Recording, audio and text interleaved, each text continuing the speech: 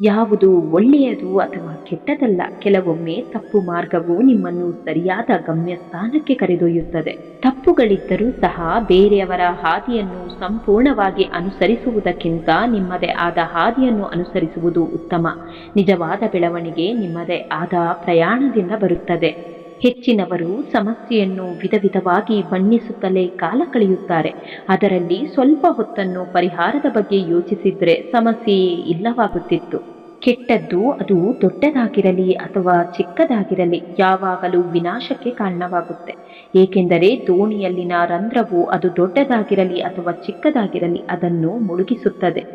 ಇತರರ ಏಳಿಗೆ ಕಂಡು ಅಸೂಯೆ ಪಡಬೇಡ. ಇವುಗಳಿಂದ ನೋವುಗಳೇ ಹೊರತು ಸಂತೋಷ ಎಂದೂ ಸಿಗುವುದಿಲ್ಲ. ಸಾಧ್ಯವಾದರೆ ಪ್ರೀತಿ ಹಂಚು. ಅದರ 2ರಷ್ಟು ನಿನಗೆ ಸುಖ, ಶಾಂತಿ ಮತ್ತು ನೆಮ್ಮದಿ ಸಿಗುತ್ತದೆ. ಟೀಕೆಗಳಿಗೆ ನಮ್ಮ ಜೀವನ, ವ್ಯಕ್ತಿತ್ವ, ನಡವಳಿಕೆಗಳು ಉತ್ತರ ಹೇಳಬೇಕೇ ಹೊರತು ಮಾತಿನಿಂದ ಹೇಳಿ ಪ್ರಯೋಜನವಿಲ್ಲ. ಎಡವಿ ಬೀಳುತ್ತೇವೆ ಎಂಬ ಭಯದಲ್ಲಿ ಏಣಿಯನ್ನು ಏರದೇ ಇದ್ರೆ ನೆಲದ ಮೇಲಿನ ಬದುಕನ್ನೇ ನಂಬಿಕೊಂಡು ಇರಬೇಕಾಗುತ್ತೆ. ಆತ್ಮವೇ ದಣಿದಿದ್ರೆ ನಿದ್ರೆಯಿಂದ ದೇಹಕ್ಕೆ ಯಾವ ಪ್ರಯೋಜನವೂ ಇಲ್ಲ. ಸಮರ್ಥರಾದವರಿಗೆ ಯಾವುದು ಭಾರ? ದುಡಿಯುವ ಮನುಷ್ಯನಿಗೆ ದೂರ ಯಾವುದಿದೆ? ವಿದ್ಯೆ ಇದ್ದವನಿಗೆ ಯಾವ ದೇಶವಾದರೇನು? ಪ್ರೀತಿಯಿಂದ ಮಾತನಾಡುವವರಿಗೆ ಶತ್ರುಗಳಾದರೂ ಎಲ್ಲಿಂದ? ಇಂತಹ ಜನರು ಎಲ್ಲಿದ್ದರೂ ಸಹ ಸುಖದಿಂದ ಬದುಕಬಲ್ಲರು. ದೇವರಿಗೆ ಭಯಪಡುವುದಲ್ಲ, ಕರ್ಮಕ್ಕೆ ಭಯಪಡಿ. ಯಾಕೆಂದರೆ ದೇವರು ಕ್ಷಮಿಸಿದ್ರೂ ಕರ್ಮವನ್ನು ಅನುಭವಿಸಲೇಬೇಕು. ಅರ್ಜುನ ಹೇಳಿದ, ಎಲ್ಲರೂ ನನ್ನವರೇ ಇದ್ದಾರೆ. ಕೃಷ್ಣ ಉತ್ತರಿಸಿದ, ನಿನಗೆ ಮೋಸ ಮಾಡಿದವರು ಕೂಡ ನಿನ್ನವರೇ. ಶ್ರೀಕೃಷ್ಣ ಹೇಳುತ್ತಾರೆ, ಕರುಣೆ, ದಯೆ ಇಲ್ಲದಿದ್ದರೆ ನಿನ್ನ ದೈವ ಭಕ್ತಿಗೆ ಯಾವ ಬೆಲೆಯೂ ಇರುವುದಿಲ್ಲ. ಮುಖದಲ್ಲಿ ಮೂಡುವ ನಗು ನಿನ್ನ ನೋಡಿದವರೆಲ್ಲ ಗುರುತಿಸಲು ಸಾಧ್ಯ. ಮನಸ್ಸಲ್ಲಿ ಅಡಗಿರುವ ನೋವು ನಿನ್ನನ್ನು ಪ್ರೀತಿಸುವವರಿಂದ ಮಾತ್ರ ಗುರುತಿಸಲು ಸಾಧ್ಯ. ಬೇರೆಯವರ ಭಾವನೆಗಳೊಂದಿಗೆ ಆಡುವವರಿಗೆ ಬಹುಶಃ ತಿಳಿದಿರೋದಿಲ್ಲ ತನ್ನನ್ನು ಆಡಿಸಲು ಮೇಲೆ ಒಬ್ಬ ಭಗವಂತನಿದ್ದಾನೆ ಎಂದು. ಶ್ರಮವೂ ನಿನ್ನದೇ, ಸಮಯವೂ ನಿನ್ನದೇ, ಸಾಧಿಸುವ ಛಲ ಹಾಗೂ ಪ್ರತಿಫಲ ಕೂಡ. ಕಾಯುವ ತಾಳ್ಮೆ ಇದ್ದರೆ ಒಳ್ಳೆಯ ದಿನ ಬಂದೇ ಬರುತ್ತೆ. ದ್ವೇಷ ಸಾಧಿಸಿಕೊಂಡು ಹೋಗೋಕೆ ಇಲ್ಲಿ ಯಾರು ನಮ್ಮವರಲ್ಲ, ಯಾರು ಶಾಶ್ವತವಲ್ಲ. ವಿಶ್ವಾಸವಿಲ್ಲದ ಸಂಬಂಧಗಳು ವಿಷಕ್ಕಿಂತ ಅಪಾಯಕಾರಿ. ಕರ್ಮ ಕಾಪಾಡುತ್ತೆ. ಯಾಕೆಂದ್ರೆ ನಾವು ಎಲ್ಲರನ್ನೂ ನಂಬಿ ಮೋಸ ಹೋಗಿದ್ದೇವೆ ಹೊರತು ಯಾರನ್ನೂ ನಂಬಿಸಿ ಮೋಸ ಮಾಡಿಲ್ಲ. ಎಲ್ಲರ ಜೊತೆಯಲ್ಲಿ ಇರು, ಎಲ್ಲರಂತೆ ನಗುತ್ತಲಿರು. ಅಷ್ಟು ಬಿಟ್ಟರೆ ಎಲ್ಲರೂ ನಮ್ಮವರೆಂದು ಹೆಮ್ಮೆ ಪಡಬೇಡ. ನಟನೆಯಿಂದ ಕೂಡಿದ ಮನುಷ್ಯನ ಪ್ರೇಮ ವಿಷಕ್ಕಿಂತ ಅಪಾಯಕಾರಿ ಎಂದು ಮರೆಯಬೇಡ. ಬದುಕಿನಲ್ಲಿ ನನಗೂ ಒಬ್ಬ ಒಳ್ಳೆಯ ಗುರುವಿಲ್ಲವೆಂದುಕೊಳ್ಳಬೇಡಿ. ನಾವು ಮಾಡುವ ತಪ್ಪುಗಳು ಎಷ್ಟೋ ಒಳ್ಳೆಯ ಪಾಠಗಳನ್ನು ಕಲಿಸುತ್ತೆ. ಇಲ್ಲದನ್ನು ಯೋಚಿಸಿ ಕೊರಗದೆ ಇದ್ದದ್ದನ್ನು ಯೋಚಿಸಿ ಖುಷಿ ಪಡುವುದು ನಿಜವಾದ ತೃಪ್ತಿ. ನಿಮ್ಮನ್ನು ಕೀಳಾಗಿ ಕಾಣುವವರು ಯಾರೇ ಇರಲಿ ಅವರಿಂದ ದೂರವಿರಿ. ನಿಮ್ಮನ್ನು ಸ್ನೇಹ ಪ್ರೀತಿಯಿಂದ ಕಾಣುವವರು ಬಡವರೇ ಆಗಿರಲಿ ಅವರ ಸನಿಹದಲ್ಲಿರಿ. ಆಗ ನಿಮಗೂ ಬೆಲೆ, ನಿಮ್ಮ ಮಾತಿಗೂ ಬೆಲೆ. ಯಾವ ವ್ಯಕ್ತಿ ಸಂಬಂಧಗಳಿಂದ ಕೇವಲ ನೋವುಗಳನ್ನೇ ಪಡೆಯುವನೋ ಅಂತಹ ವ್ಯಕ್ತಿ ಜೀವನದಲ್ಲಿ ಮತ್ತೆ ಸಂಬಂಧಗಳನ್ನು ಬಯಸೋದಿಲ್ಲ ಮತ್ತು ಒಂಟಿಯಾಗಿರಲು ಪ್ರಾರಂಭಿಸುತ್ತಾನೆ. ಬದುಕಿನಲ್ಲಿ ಯಾರು ಎಷ್ಟೇ ಹುಳಿ ಹಿಂಡಿದ್ರೂ ಹೊಡೆದ ಹಾಲಿನಂತೆ ಮೊಸರು, ಮಜ್ಜಿಗೆ, ತುಪ್ಪ, ಬೆಣ್ಣೆ ಮಾಡಿಕೊಳ್ಳುವ ಜಾಣತನ ನಮ್ಮಲ್ಲಿರಬೇಕು.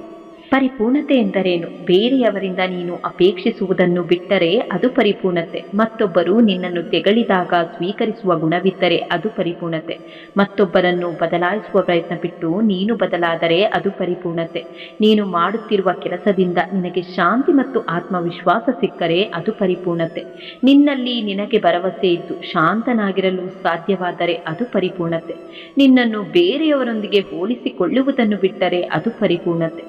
ಒಳ್ಳೆಯ ಯೋಚನೆಗಳು ಒಳ್ಳೆಯ ಫಲಿತಾಂಶಗಳನ್ನು ಕೊಡುತ್ತೆ. ಅದಕ್ಕಾಗಿ ಕೆಟ್ಟ ಸ್ಥಿತಿಯಲ್ಲಿದ್ದರೂ ಒಳ್ಳೆಯದನ್ನೇ ಯೋಚಿಸಿ. ಎಲ್ಲರೊಂದಿಗೆ ಇರು, ಎಲ್ಲರ ಜೊತೆ ನಗುತ್ತಲಿರು. ಅಷ್ಟು ಬಿಟ್ಟರೆ ಎಲ್ಲರೂ ನಮ್ಮವರೆಂದು ಹೆಮ್ಮೆ ಪಡಬೇಡ. ನಟನೆಯಿಂದ ಕೂಡಿದ ಮನುಷ್ಯನ ಪ್ರೇಮ ವಿಷಕ್ಕಿಂತ ಅಪಾಯಕಾರಿ ಎಂದು ನೀ ಮರೆಯಲೇಬೇಡ.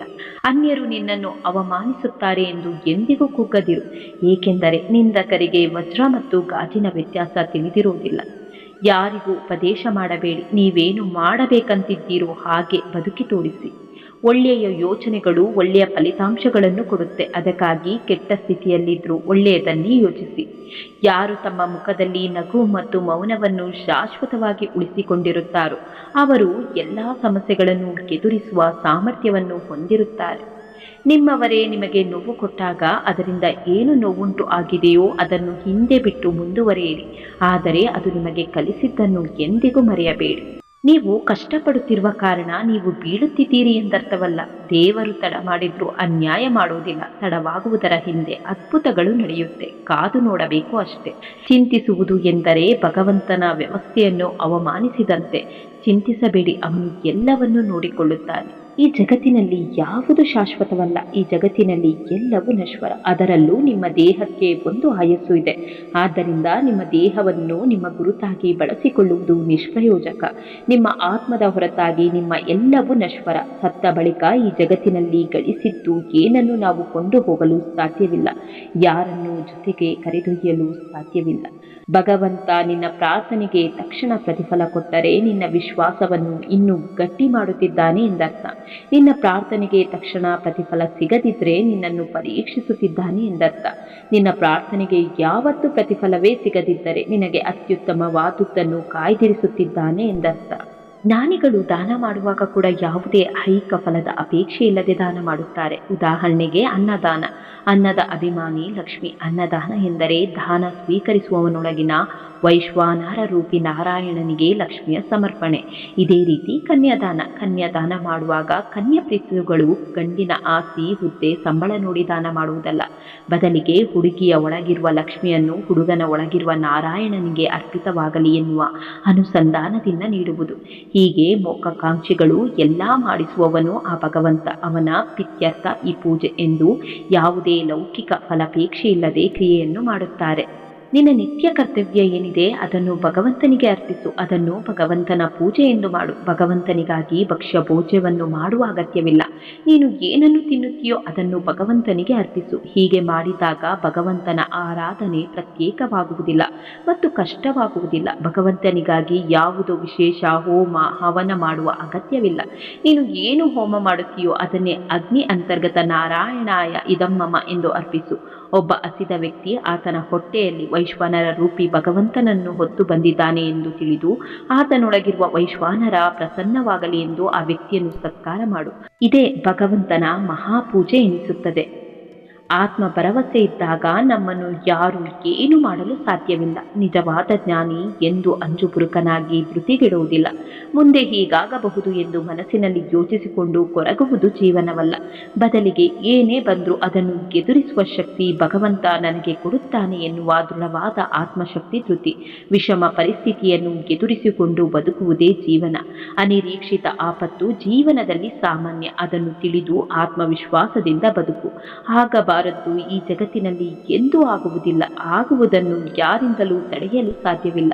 ನಮ್ಮ ರಕ್ಷಣೆಯ ಭಾರ ಸರ್ವನಿಯಾಮಕ ಭಗವಂತನದು. ಹೀಗಿರುವಾಗ ಭಯವೇಕೆ? ಚೈತನ್ಯವಿರುವ ಪ್ರತಿಯೊಂದು ಜೀವಿಗಳ ಮೇಲೆ ಅನುಕಂಪವಿರಲಿ. ಅದು ವನಸ್ಪತಿ ಇರಲಿ, ಪ್ರಾಣಿ ಇರಲಿ, ಪಕ್ಷಿ ಇರಲಿ, ಮನುಷ್ಯನಿರಲಿ, ಎಲ್ಲರ ಮೇಲೂ ದಯೆ ಇರಲಿ. ಇದನ್ನು ಹಿಂದಿನ ಕಾಲದಲ್ಲಿ ವಿಶೇಷ ರೀತಿಯಲ್ಲಿ ಅನುಸರಿಸಿಕೊಂಡು ಬರುತ್ತಿದ್ದರು. ಬೆಳಗ್ಗೆ ಎದ್ದು ತುಳಸಿಗೆ ನೀರು ಹಾಕುವುದು, ಗೋಶಾಲೆಗೆ ಹೋಗಿ ಹಸುಗಳಿಗೆ ಆಹಾರ ನೀಡುವುದು, ಮನೆಯಲ್ಲಿರುವ ನಾಯಿಗೆ ನಾವು ಊಟ ಮಾಡುವ ಮೊದಲು ಆಹಾರ ನೀಡುವುದು, ಮನೆ ಸುತ್ತಮುತ್ತಲಿರುವ ಪಕ್ಷಿಗಳಿಗೆ ಆಹಾರ ಕೊಡುವುದು, ಹಸಿದು ಬಂದ ವ್ಯಕ್ತಿಯ ಹೊಟ್ಟೆಯಲ್ಲಿರುವ ವೈಶ್ವಾನರನ್ನು ತಣಿಸುವುದು ಇತ್ಯಾದಿ.